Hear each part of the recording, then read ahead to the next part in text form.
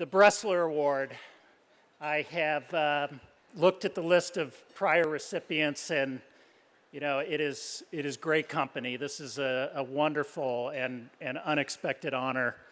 I will begin with some brief words of thanks. I have to thank Gary Walters, who took me deep into the world of Princeton athletics when I joined the university administration in 2002. And I have to thank my former colleagues throughout the university and our alumni for all they have done to support our student athletes. And I have to thank Molly and her team in the department.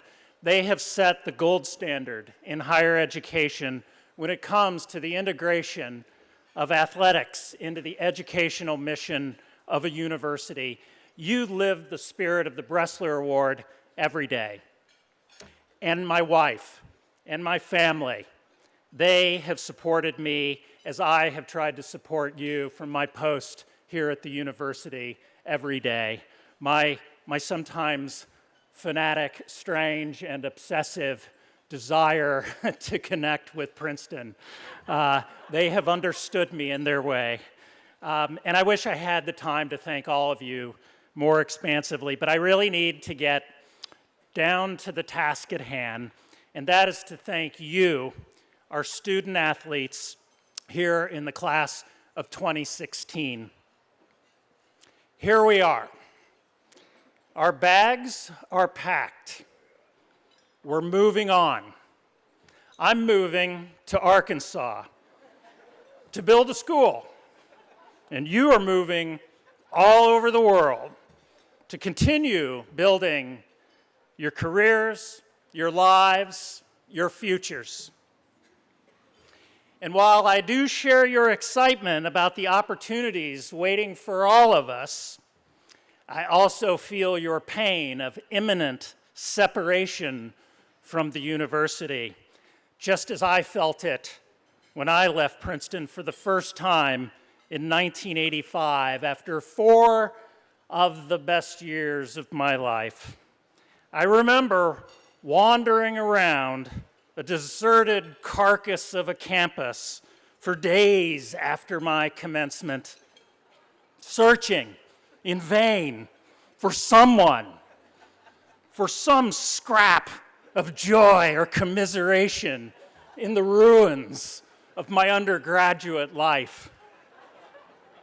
George, the guy at Hoagie Haven, looked at me and said, "It's time to move on, Clayton."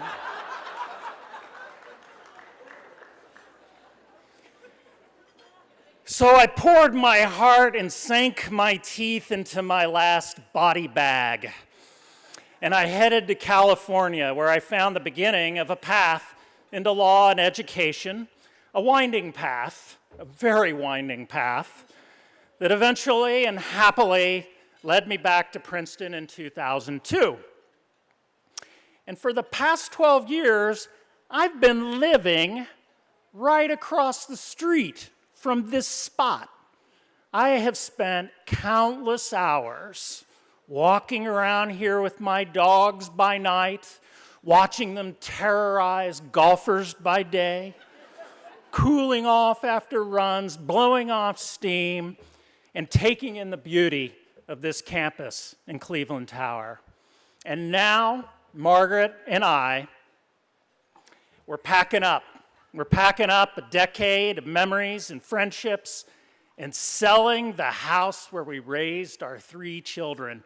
So believe me, I feel your pain here on the eve of your expulsion from paradise. But are we really leaving? Last month, I invited a new colleague of mine from Arkansas to visit me here in Princeton. He had never seen the campus before. I wanted to show him a number of signature architectural features that might possibly inform the design of the school we are preparing to create. Yes, we are literally building this school from scratch. And while my colleague's visit had a practical purpose, His insight took an unexpected but welcome turn. He allowed me to see Princeton through the eyes of someone who was seeing it for the first time. As we walked through the campus in all of its April glory, but for me, its fleeting April cruelty, the look on his face registered a question that he could not quite find the words to ask. His face said, "How in the world can you bring yourself to leave this place? Are you mad?" I kind of sheepishly went back home that night, and then an email arrived. He sent it to me on his way back to Arkansas. And it was an email answering his own unspoken question. The email had no subject line, just a single sentence. It said, "Clayton, you are not leaving it, you are bringing it with you."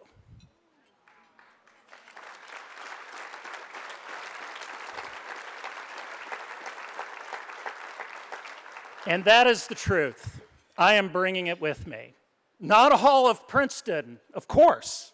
I'm happy to leave behind a few things. I don't think I'll need Gary Walter's mechanical parrot to lead conference calls. Although I will need Gary's special gift for bringing laughter into the workplace. And my heart will thank me deeply for visiting Hoagie Haven only a few times a year rather than a few times a week. But as I stand here tonight under this tent, I know that I am bringing you, Princeton's student athletes, to Arkansas. All that I have learned from you and admired in you. You see, I'm hoping to create a school that is committed to balance, a school where body, mind, and spirit find full, equal, and integrated expression. And you exemplify that balance, individually and collectively, on so many levels. The balance is obvious in the way you have somehow managed to juggle the intense demands of your hyphenated lives as student athletes. But equally impressive is the balance of your academic interests. You have chased your academic passions into every corner of the university, even when they led you down unexpected paths. In fact, every single major that the university offers is represented here tonight.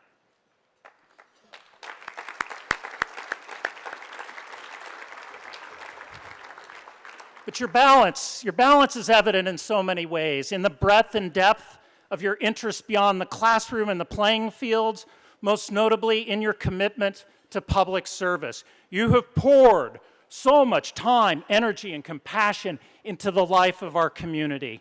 And finally, there is balance in the character of your lives as athletes.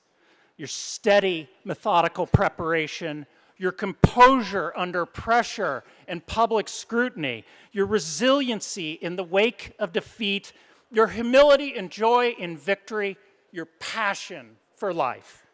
Discipline, curiosity, service, passion, you are the picture of balance. And you have balanced Princeton. Athletics are, of course, integral to our educational mission because they give students opportunities to develop as leaders and learn key life lessons. But the student-athlete paradigm is itself educational. It provides a model of balance for all of us as we watch you from the sidelines, in the classrooms, and all over campus. We gain insight into what it takes to build a meaningful, productive, and balanced life.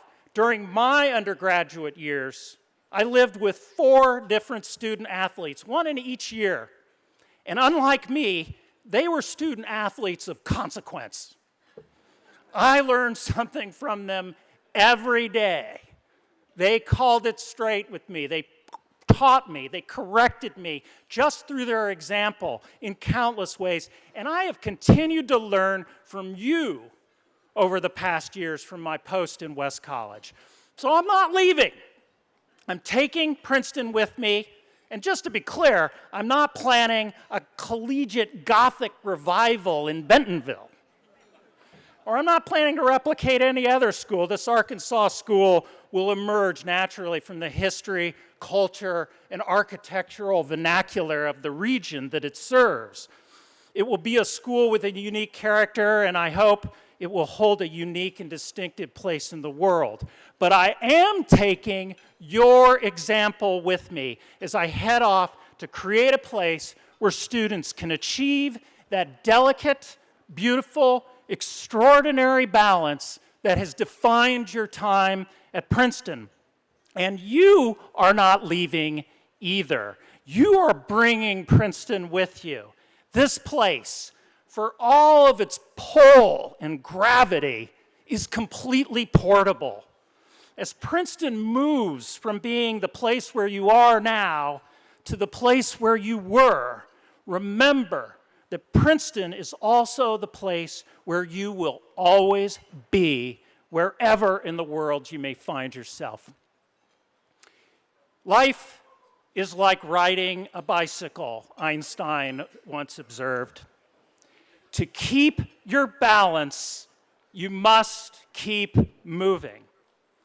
I know that you will keep your balance by setting your Princeton education into motion. Hold on to this place as you ride into the world.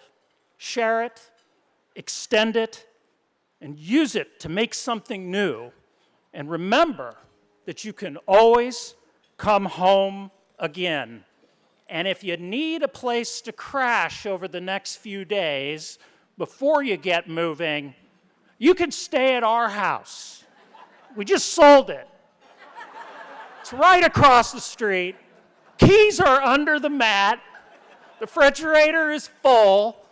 And I'll be in Arkansas building a school for balance if you need me. Congratulations, and here's to many happy reunions.